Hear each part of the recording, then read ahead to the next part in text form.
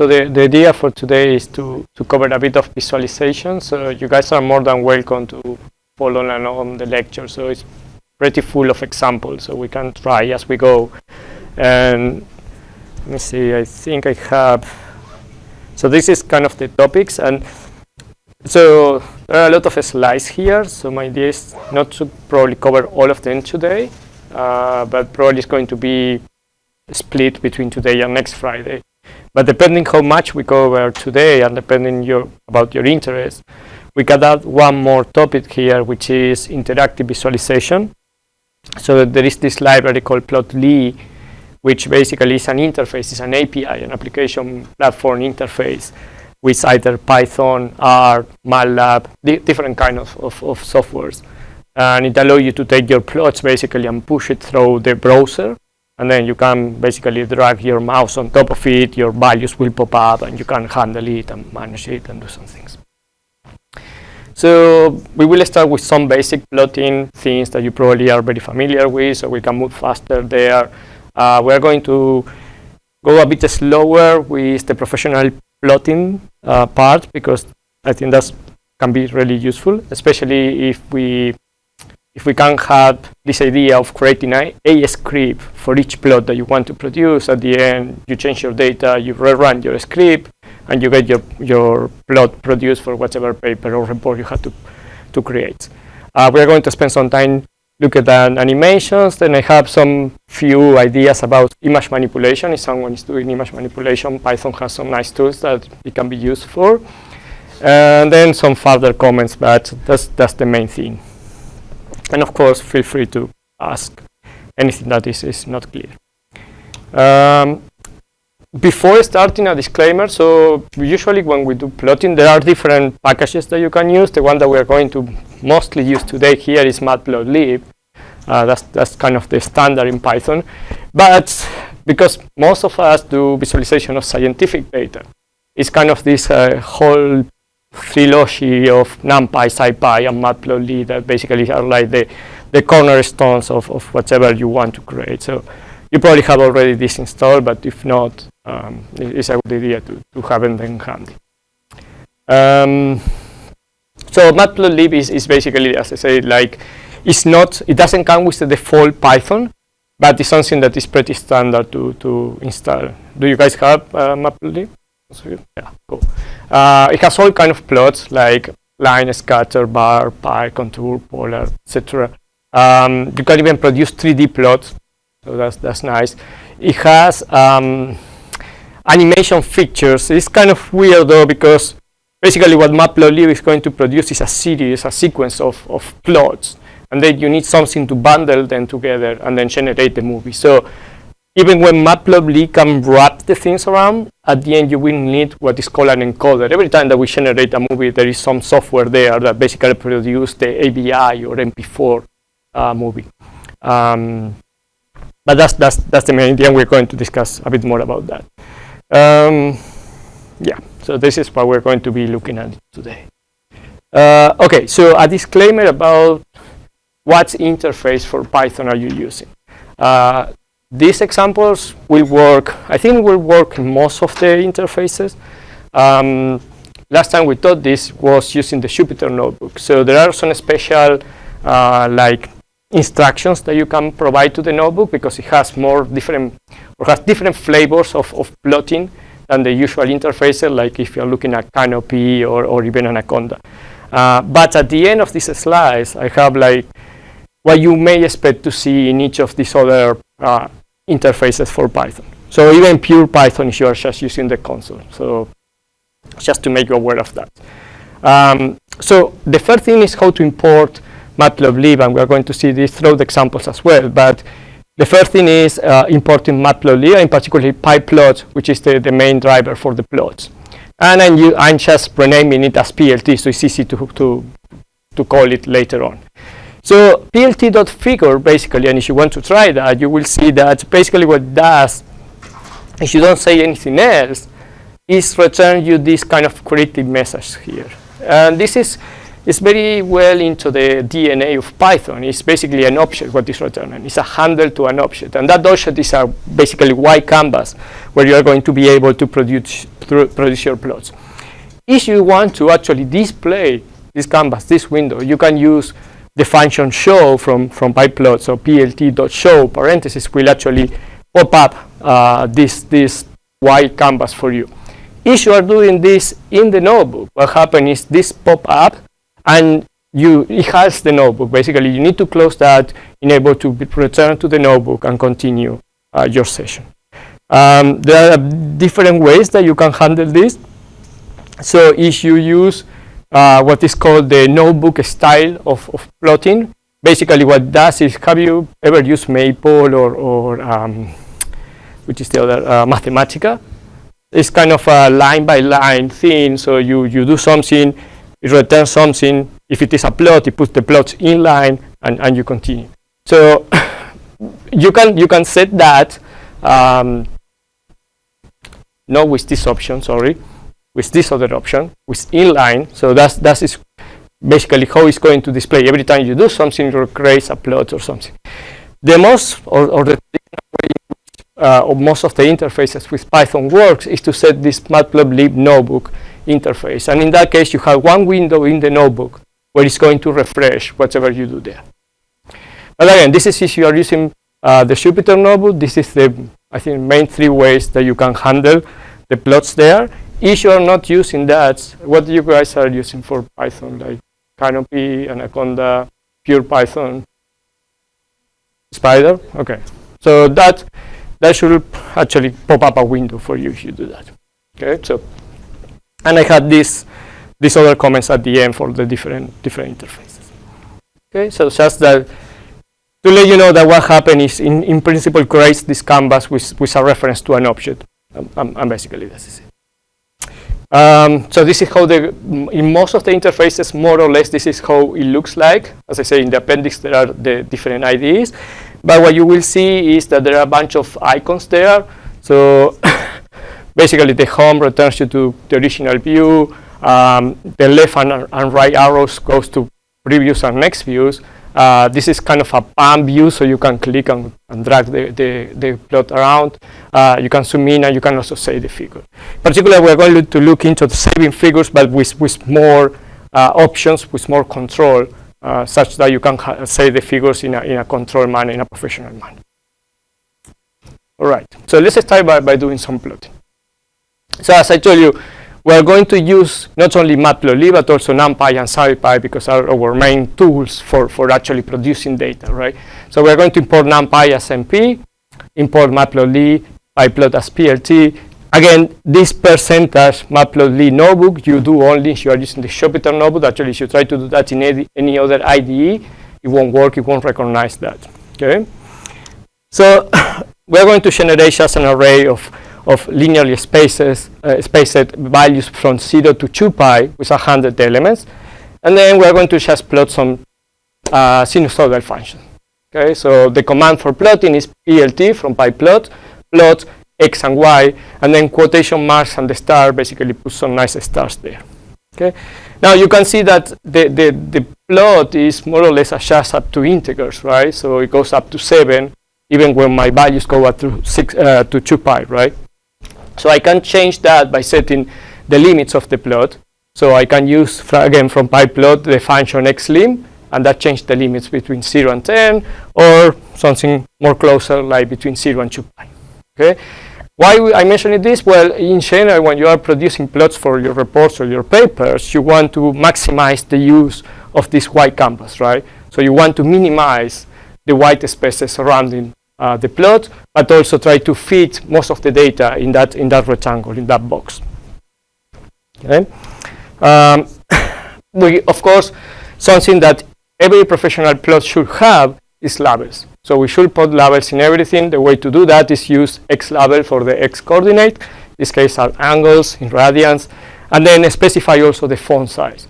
If you try to publish something, you will notice that the referees are usually very picky about the font sizes. And the reason is if you try to print something, probably not many people still print things, but even when you look in PDF, you may want to have a good look at the plot without having to change too much the zoom in the document, right?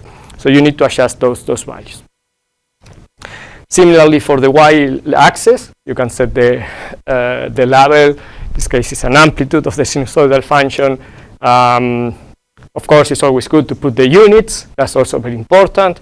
Meters in this case, and again, set the font size. So that is kind of the gymnastics that you usually go through when trying to produce this kind of plots, and the very basic commands. Okay. Any questions? Okay. You can put a title. Usually this is, unless that you are doing plots for presentations, PowerPoint or something like that, usually in the papers themselves, you don't find like plots with titles. What happens is the caption takes care of describing the plot, so you usually don't put a title in your plots for papers, basically. Okay, so another thing that you probably will see in many journals is that you can have subplots. So we can take this canvas and divide in different sub-regions, and we can put different subplots. So let's see how does that. So we are going to start a new figure. So PLT figure basically creates a new canvas for us. And the command for creating subplots is subplot. And the way it works, it specifies the first two numbers, row and columns, and then the third number is the index to those rows and columns. And it has kind of a matrix display, if you wish. So 1, 1 is just one subplot, and the index 1 refers to that one. 2, 1, 1 refers to two rows and one column, so you will have two basically horizontal subplots, and the 1 is the first on the top. 1, 2, 1 refers to two subplots in vertical way, so the first one is the one on the left.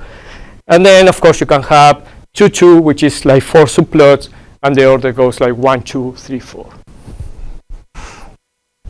So we can start. So the way it works is kind of nice, because you select the subplot, then you plot something, and whatever you plot remains in that subplot. And if you want to plot in the other subplot, you change the subplot index, and you keep going. Okay. So in this case, we're again plotting this sinusoidal function that we created at the beginning with the x vector.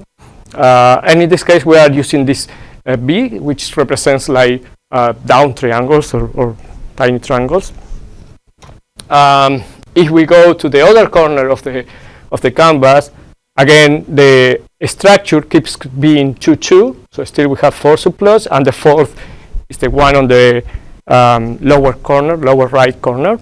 Yeah. So if you only plotted, so let's say you have the quadrants, Mm-hmm. you only plotted or stated the first quadrant. If you actually plotted it, would you see blank spots? Yeah, you will see exactly what you see like right now. Yeah. Basically, what I'm showing there is exactly what you will be seeing. Okay. As I say, if you guys want to try, we can slow down and you guys go trying. But exactly what you're seeing in the screen right now is what you're going to see. Similarly, if you generate a hard copy and you put this in a file, you will see exactly this. Sometimes I don't have this in the slides, but because it's a bit more tricky perhaps. But sometimes what people do is start by creating this kind of mosaic representation 4x4, right? And then you want to overlap another plot, and then you go like 1x2, and then you have like the 4 subplots, but one like is a whole vertical on top of that. In some cases may be useful. I'm not saying it's always, but in some cases may be useful. So you have a lot of flexibility here. Now, whatever I print here, it will go into the right corner, the right bottom corner. Again, it's a sinusoidal with twice the period or half the frequency, if you wish. And in this case, I'm using red points, so that's why red pentagons. Sorry, that's why you have these right pentagons right there. If we go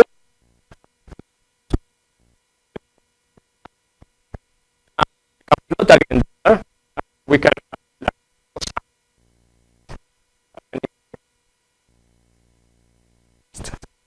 Okay, so you can keep playing, you can keep adding things. If I go to the 2, 2, 3, which is the left bottom corner now, and I print something like a line with X, it basically does that. Okay, so you can, in one window, basically you can have multiple figures or multiple plots. Okay.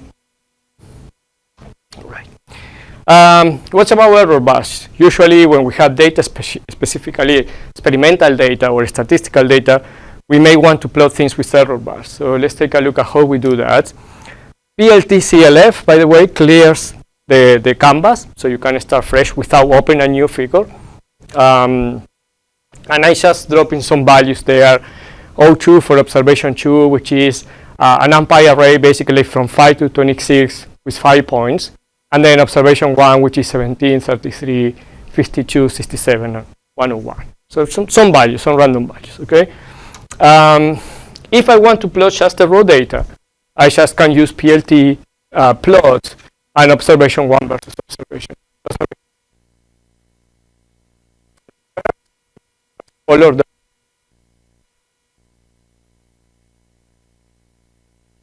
label for the data is kind of an identifier, but it doesn't show up immediately in the plot. We are going to see how to activate that, but by default it won't show up. Now, let's say I want to add some error bar. So the way to do that is to use the error bar command. And again, the order goes like XY, so X is 02, Y is 01, and then you specify the error bar. In this case, it's a fixed value of 5, but you could use your standard deviation, whatever is your measure of the error, you can specify that.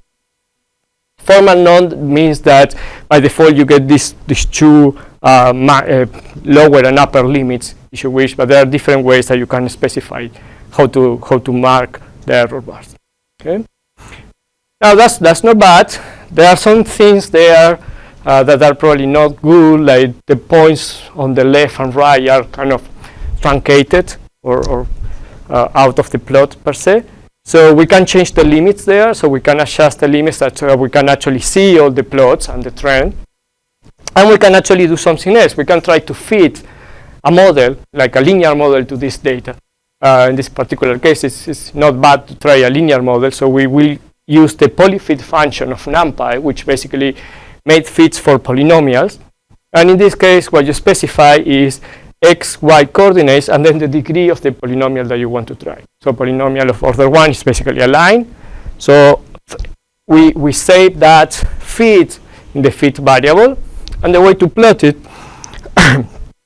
oh, by the way, just to make a nice and a smooth plot, I redefined an x variable with a line space between 0 and 30 now with 100 points. So that variable is an auxiliary variable for evaluating the fit. So we use the polyval, which is another function of NumPy, for evaluating whatever is our fit with these values of x that we generated. So we plot that, plotting x, y, being y the evaluation of the polynomial, and then we label this as fit. Again, you can see the plot there, you can see the red line, but you don't see the labels yet. So if you want to show the labels, which is always something good, you can use PLT legend, and then loc stands for location, and when you choose best, basically Matplotlib will try to figure out which is the less busy place in the plot to allocate the labels, the legends, if you wish. You can actually specify, I think, upper right or upper left, bottom right, bottom left, or manual, and specify where to put that. Okay. Any questions? No? Yep. You are fitting a function. If it's just a polynomial, is it easier to type? You could. I don't know, do you have any particular? For a linear function, I won't say there is much difference, but maybe for more complicated polynomials, yeah.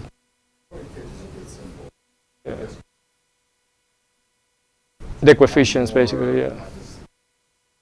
Yeah.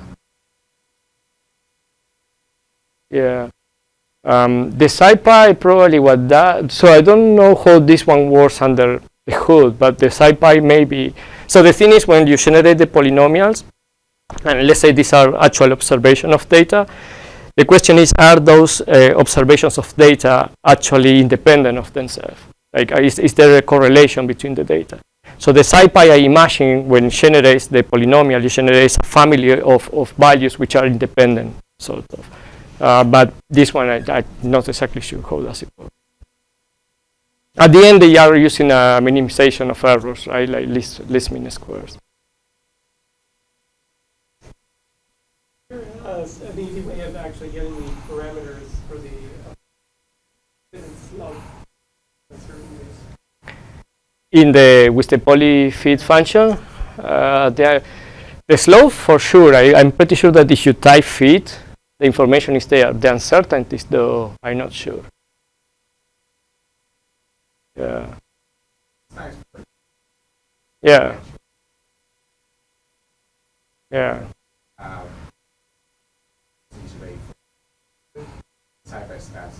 Yeah. That's for sure should have it. Yeah. One may have more information and more estimators of errors, maybe. Yeah.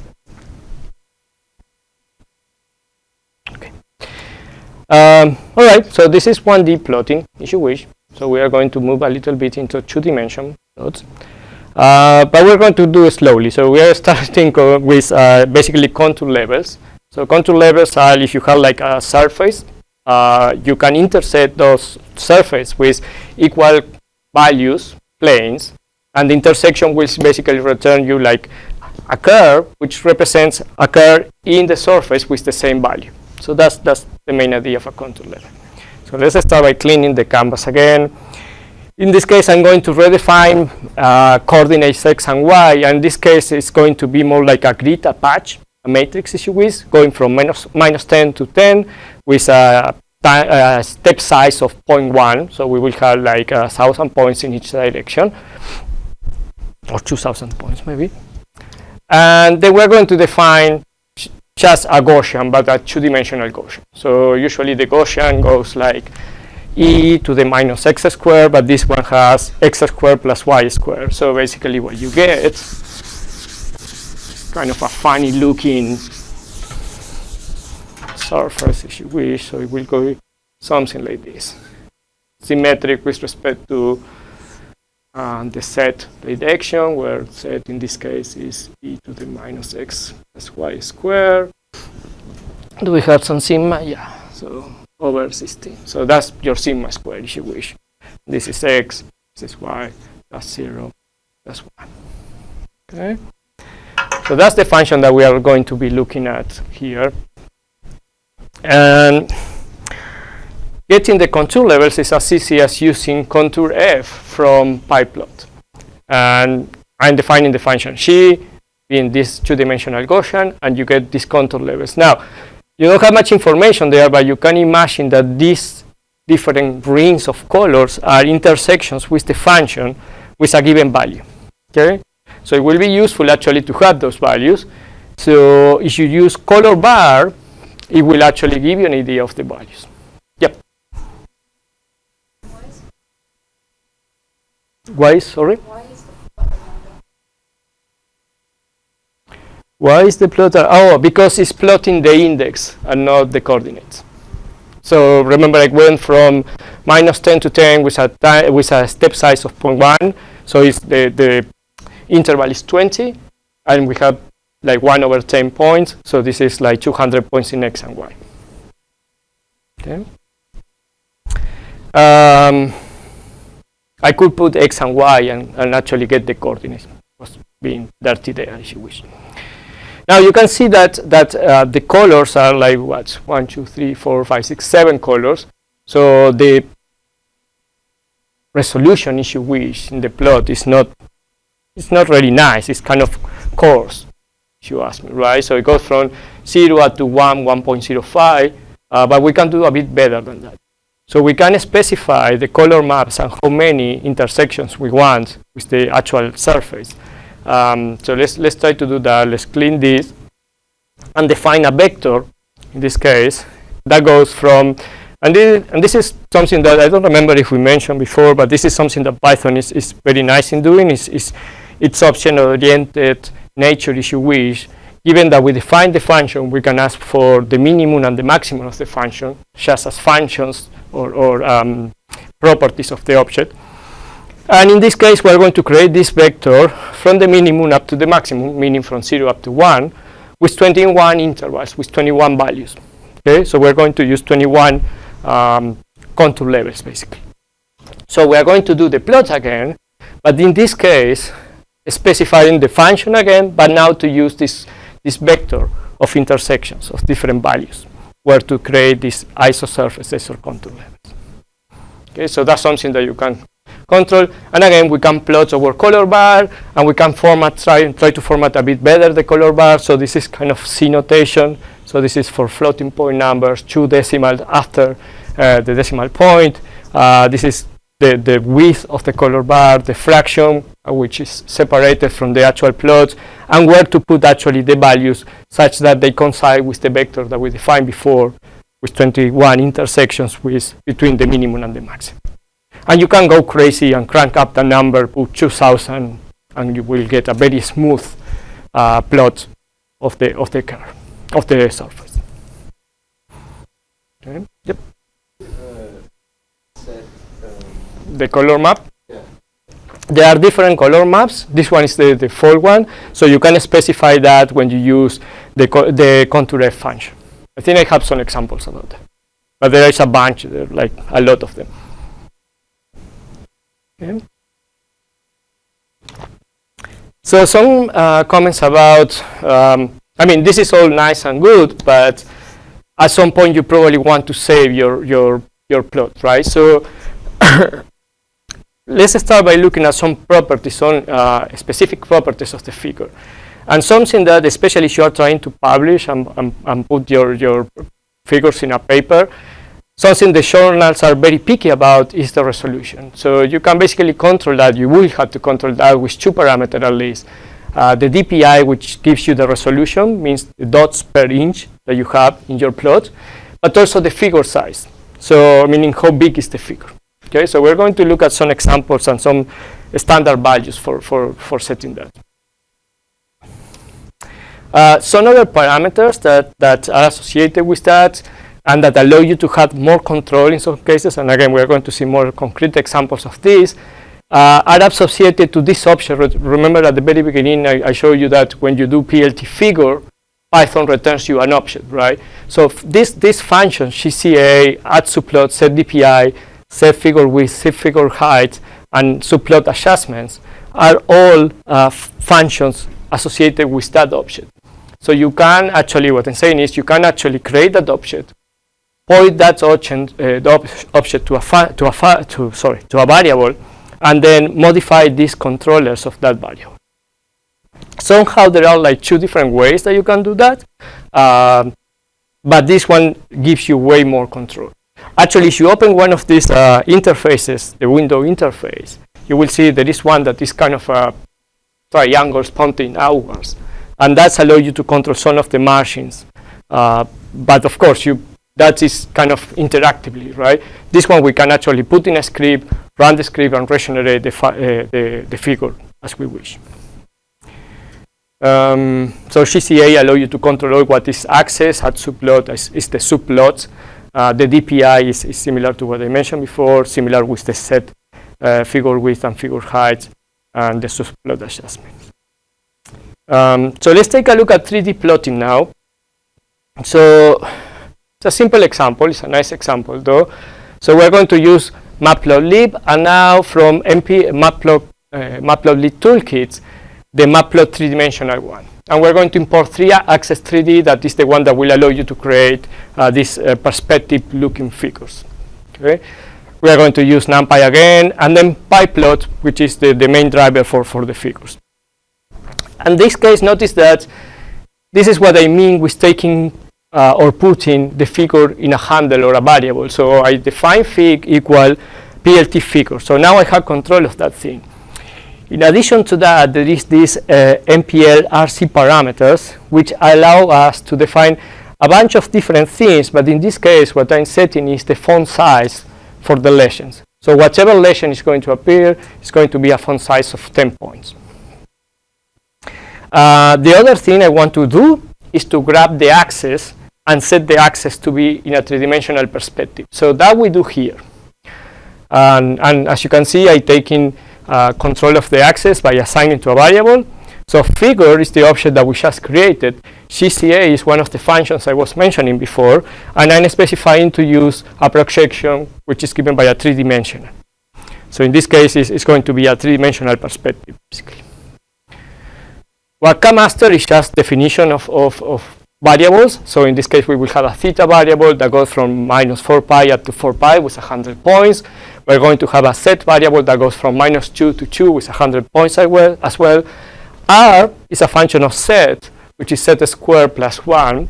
So it's kind of a parabola plus with an offset of 1, so it doesn't touch the 0. And then x and y are just the Cartesian projections of, you can realize these are polar coordinates, or cylindrical coordinates if you wish, because there is the set coordinate as well. So basically, if you think about this, this is kind of a cylinder, but with a twist. So it's going to produce a sort of helicoidal, but increasing in one direction. How we plot this? Now that we have this 3-dimensional axis, we can associate these functions to those axes and plot x, y, and z, and then label this as parametric curve, or whatever is your favorite name. Because we want to show the legend as we did before, we take control of this object and we activate the legend.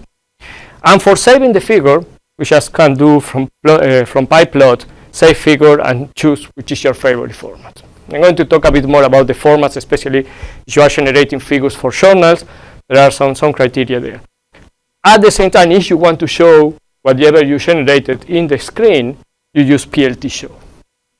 I didn't mention this because in the Jupyter notebook, doesn't work exactly like that, but it's in the appendix.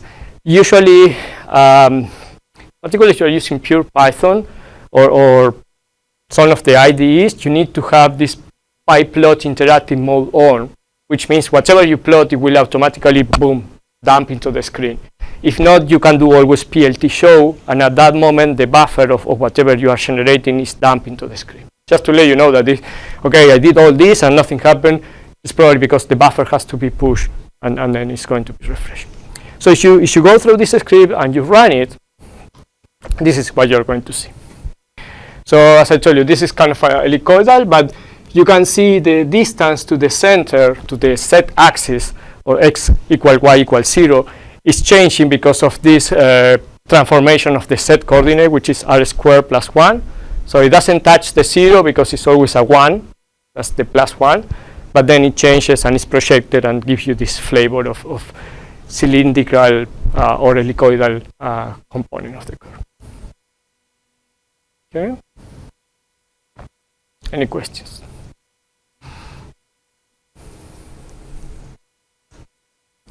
So you're going to talk about how we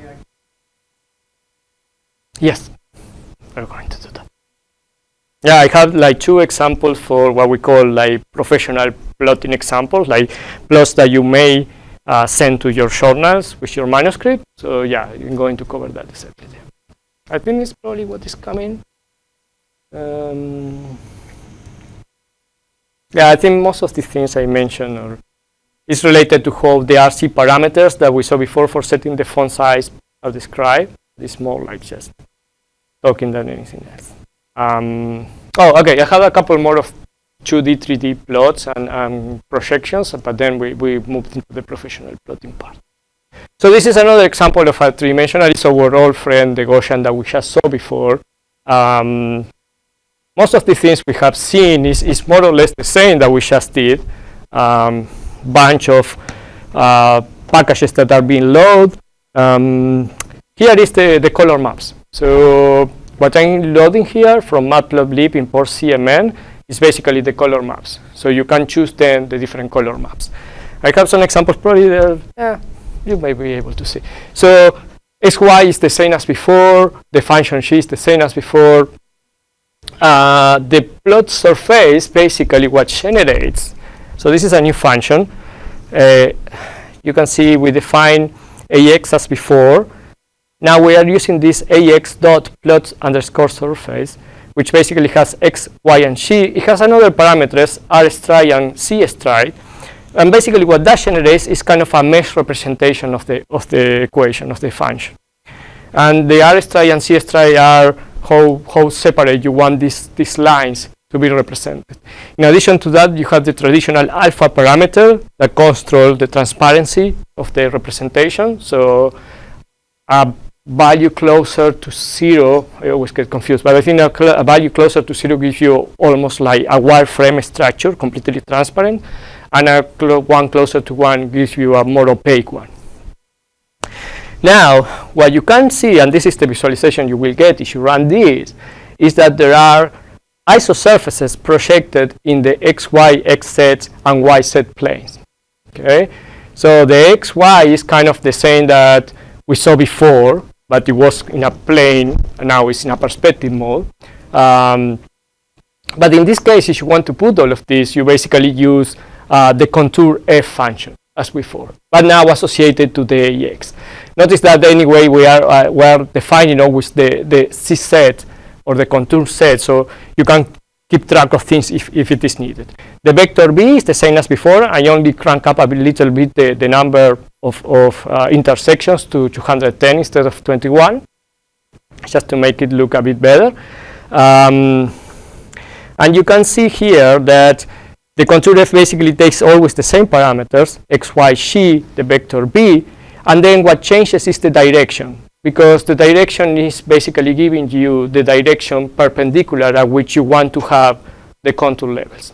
You want to do the intersections. It's like cutting in chunks the function and then putting it all together in that plane perpendicular to that. Now, the way I'm changing the color map here is selecting CM, and then I'm choosing cool warm, which I think is the default one. I have another one, but that is how you can change the color map, and you can look which different color maps are and choose your favorite one. These are as before. I don't remember exactly if we did like that. Probably we used the pyplot command, but these are the family functions associated with the three-dimensional axis, where you can in the same way control the range in the x-axis, and also the label. So x label, y label, z label, put your labels over there. But still, this is pretty raw, I would say, in terms of formatting the axis. Okay. This is another function. This is pretty neat, and let me see if so we are defining this function here, and this is a bit more modular if you wish. So the definition of the function is right here. This is a sort of complex function. The function itself in three dimensions looks like this, but the idea of this code is to generate this kind of contour maps. And the nice features of this is like we have a different color map here. It's called hot. Okay, but in addition to that, you can see that there are curves, which are like isosurfaces with specific values in line with the curves. So how we do that? Well, this is just to generate the grid. So it's a different way to generate the grid. So first you define an array x and y, and then you define a grid, like a mesh, for x and y. And the function set is given by the definition of the function set evaluated in this grid. Okay. It's easy to work with this function with the imaginary part of the function. So we can take the imaginary part of this function and do an interpolation. Actually, the color map for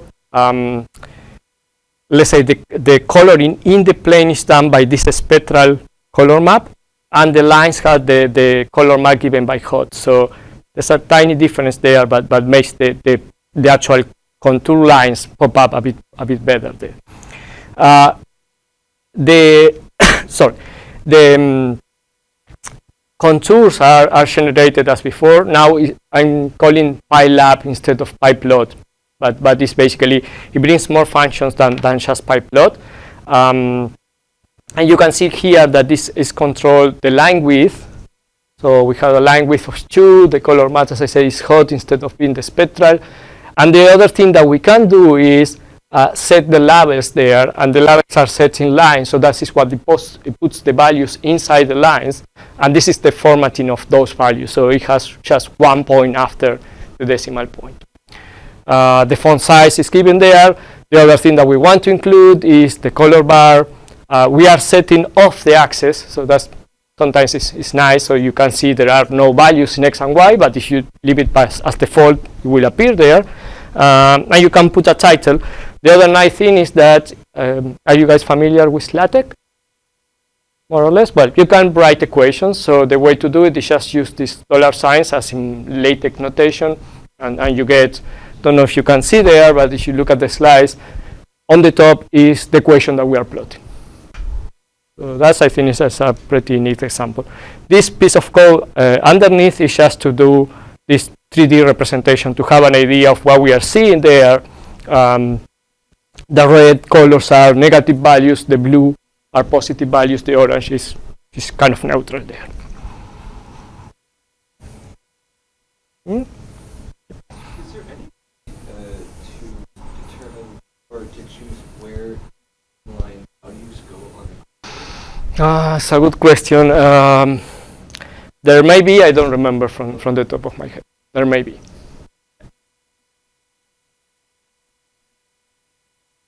Okay. So let me see. So now we're going to move into the professional kind of plotting standards or conventions, if you wish. And we start with this to-do list, if you allow me. So the things that we want to see in professional plots, meaning in plots that are in publications, are labels in everything, access, lines, feeds, data, whatever. So the idea, you probably have been reading papers so far. So the idea of a paper is you read the abstract, you did the title, you did the author to know if it is like it's a trustable source or not, and then you jump into the figures, right? And that should tell you a story. It doesn't tell you the whole paper, but it should tell you a story. And it's meaningful and representative if you can understand the story without, losing not too much time in looking the paper around. So how we achieve that is by actually putting a lot of information that still is not messy, but this information that allows us to understand what is going on.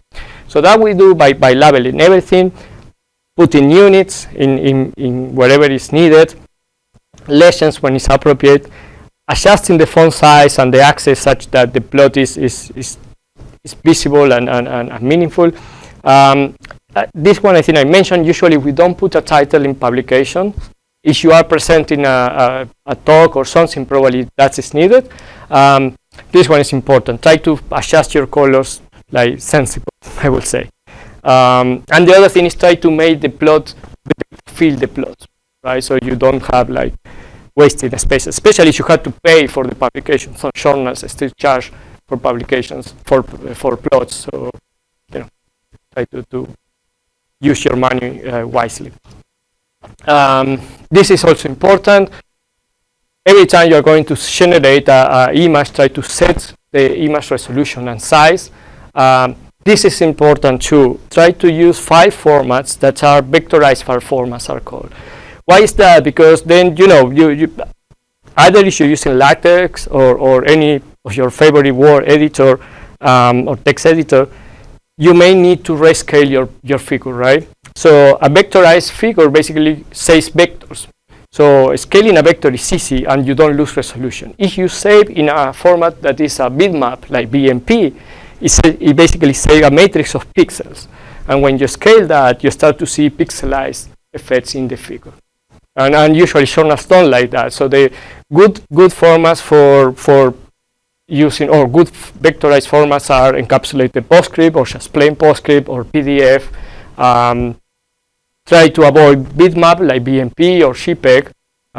So that's kind of a convention if you wish.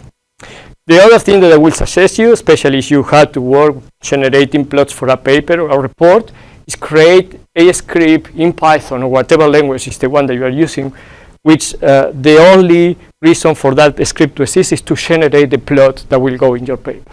Why is that? If for whatever reason you It's a training session about no across the sorry no worries. If for whatever reason, and believe me, this will happen, the referee comes back to you and say, oh no, please modify this plot such that the legend says this, or the font size is bigger or smaller, or you may get new results from your lab or whatever is your experiment or your data, you don't need to redo the whole thing again. You just go load your new data, rerun your script, and boom, you get your plot back, the new plot back. Okay. So we're going to. I know it's a lot of chit chat so far. Let me show you an example of. Well, this is not an example of a professional looking plot, and I hope that you agree with me. Colors are kind of very crazy, for saying the least. You cannot see probably the numbers there. There are no axes, no labels, nothing saying what is going on there, right? So please don't do that, otherwise your supervisor will be really mad. So let's see how to do, this is an example of how to create one of these professional looking plots, okay? So let's start by loading some data. Actually, this data is from one of my simulations. I have a set of binary neutron stars, so 2 neutron stars that are separated at different distances. And these guys have magnetic fields, so when they interact, they release some electromagnetic radiation energy, luminosity, if you wish. So these are the separations, 92, 71, 60, 51, 41, and 35 kilometers. And then the luminosity, I think, is in ergs per second, if I remember properly. So these are the luminosities associated with these binaries at that separation. Okay? I'm going to create a vector D that basically contains the range of separations between 35 and 95 kilometers with 100 points. So I have a vector with more points there. And I'm going to start by creating my canvas, the figure. And notice now that I'm specifying the figure size and the DPI. Okay, so DPI 600 is also a standard in most of the journals, and 3.375 by 2 inches is also a standard when you are actually writing in 2 colors. Yeah. What's the default? I'm not sure if it is 300. It may be 300. It may depend also in which file format you are saving. Okay, but it's always, independent of which is the default, I will say it's always good or better to specify so you know for sure it's going to use that DPI. Okay, so this is another trick that you can play. Usually, even if you only have one plot, you can define like a subplot of 1, because then you will have more control in the margins of the figure. Okay, so that's something that we haven't done yet. We are going to do it now. But taking control by assigning the subplot to a variable and setting 1, 1, 1 is basically choosing that region. So the next step is just plotting my dots. So you can see the luminosity, something is expected actually. The luminosity is higher when the binary is closer. So when the 2 stars are closer, just think about magnets. As you put 2 magnets together closer, they produce, or they have more energy to radiate than when they are farther away, because the interaction is weaker, right? So these are the different luminosities as the distance is increased between them. So in this case, I plot using K stands for black and S for square, so just black squares with a size of 5. Again, these sizes are kind of standard because you want to see the dots like easily. The other thing that I know, because previous studies or just you can do some sort of fitting if you wish. I just drop in here the functional form. I know that there is a fit, a luminosity that goes like a power law with an exponent of minus 3.1. But that is an example of one data set if you wish. Your own data may have other fittings or other things, right? The way I do that is I use this vector I generated before for the x coordinates, so I have a smooth curve there, and I'm basically evaluating the fit with that vector. The column represents a dotted line, and again, I want no crazy color, so just black line there. Okay.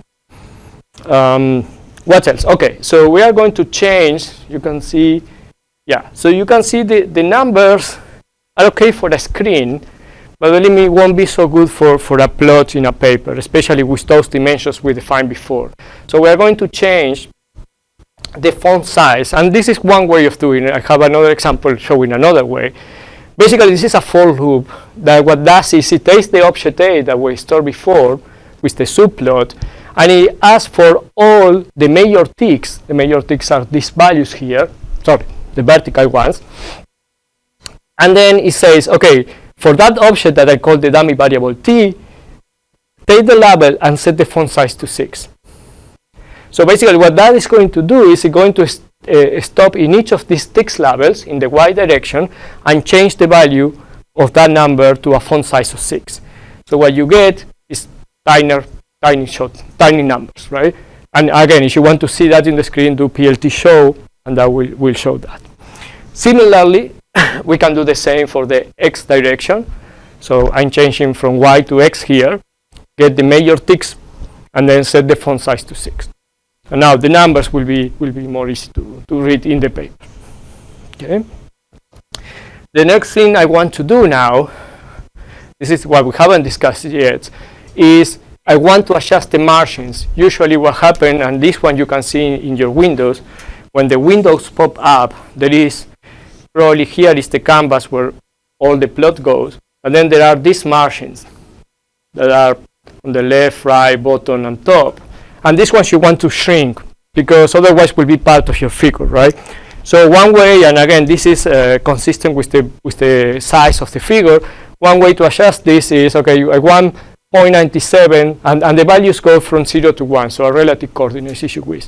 So I want just 0.03 or 3% in the top margin, 0.15 or 15% in the bottom margin. This is because usually the numbers are cut and the axes are cut, and then left and right are set again more or less with those values. Yeah, sometimes you need to play a bit with those values, adjust them properly, and check with your final image how they look like.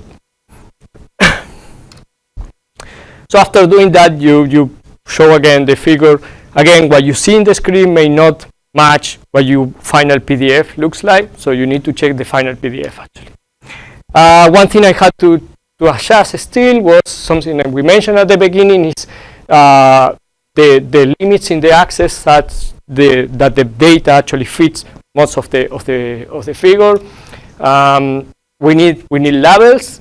So for the luminosity, we have also, and this is 10 to the 42 ergs per second.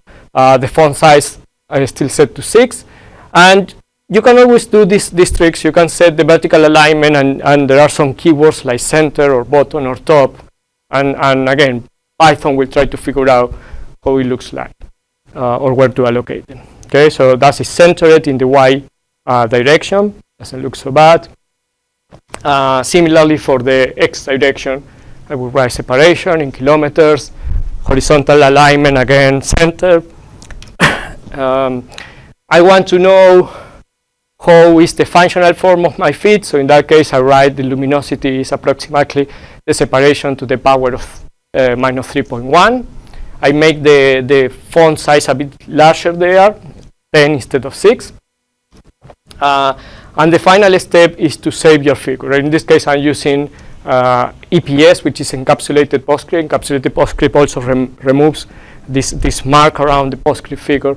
And I'm using, to be consistent, how I defined the figure originally, 600 dpi. Okay. So this is more or less how it looks in the screen. Let me see if I had the image. And this is how the PDF looks like. So it's as I say, sometimes you need to play a bit with the margins and the font sizes, but the idea is that you generate a final product that looks more or less like that. Okay. See if I had some other comments. This one I think I mentioned. Try to use file types that are PostScript, PDF, or PNG. JPEG, try to avoid it. Similar with BMP. And again, put all these steps in a script. So then you rerun Python myplot.py, boom, you have your plot ready.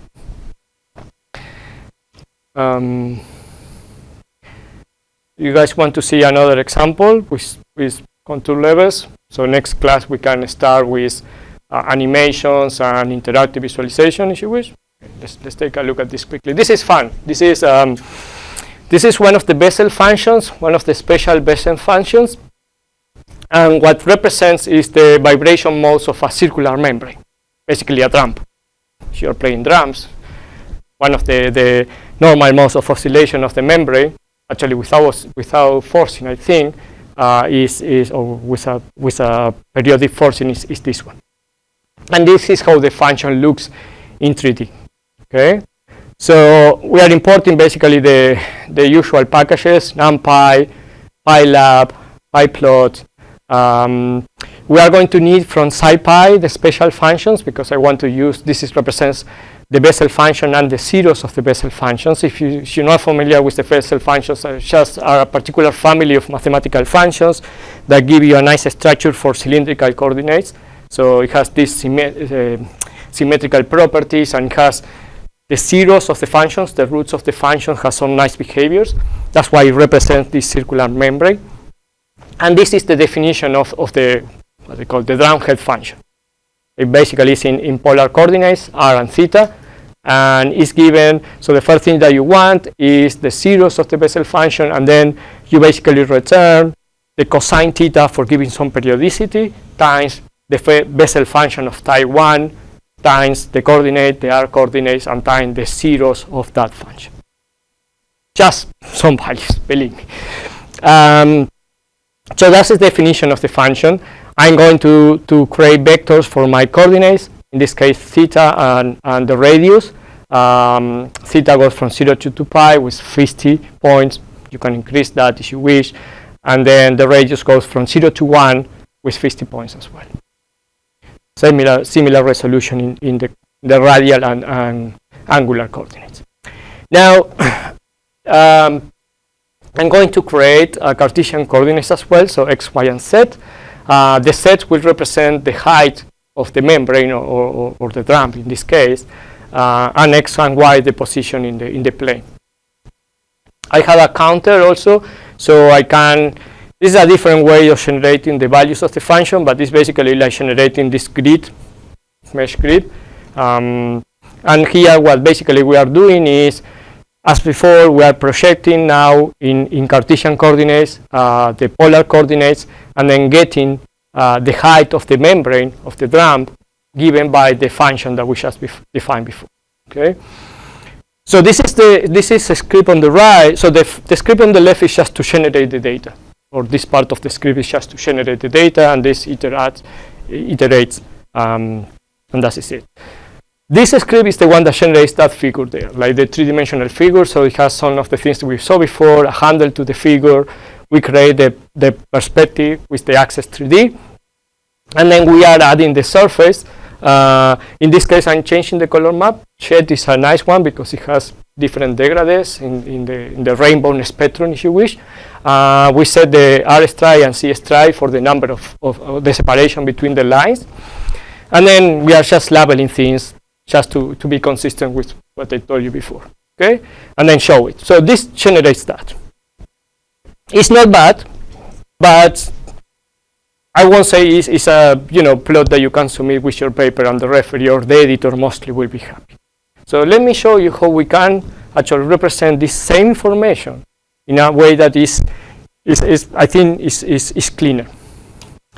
So let's start by again importing the MPL tools from Matplotlib. As before, we're going to set the font size of the labels to 6, so we don't need to worry about that. Similarly, as before, we're going to create a figure, and now, remember the previous one that was for demonstration purposes, I didn't set this, but the figure size I'm going to set to the similar values as before, and again, 600 dpi. Okay? I'm going to do the same trick as before, but now using subplot as just. So if you remember in the previous case, so I'm showing you two different ways of handling the same. In the previous case, I create a subplot 111. In this case, I'm taking the handle of the figure that I just created and adjusting the margins to 0.965, 965, 15, and 0.2. And then the white spaces and horizontal spaces set to 0. Okay. After that, I add the subplot 121, and the reason is because I'm going to have two plots, one next to the other. Okay.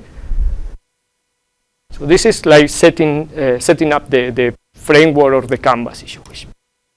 Now, we are going to plot two different things. We are going to plot a surface level contours and then isosurface lines. Okay, and you will see why. I'm choosing a random value 1111 isosurfaces. You're welcome to try whatever value. I'm creating overall friend, the vector for the map, for the color map from the minimum of the function up to the maximum with this number of surface levels. I'm going to use overall friend contour for projecting the XY sets, and then using the color map B that we just defined. I'm putting labels Y in centimeters and X in centimeters, font size 6 and font size 6, and the alignments are centered.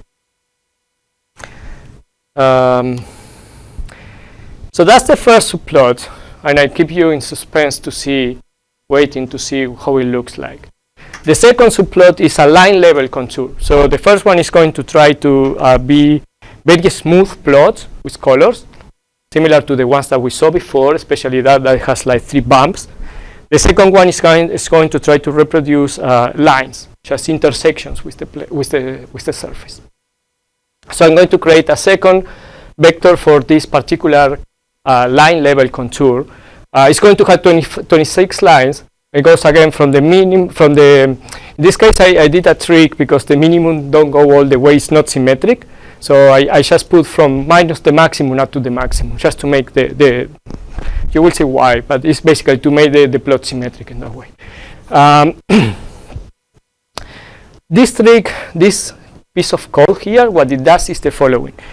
So that, if you look at the plot before, that plot has positive values and negative values, right? So the red ones are positive, the blue ones are negative.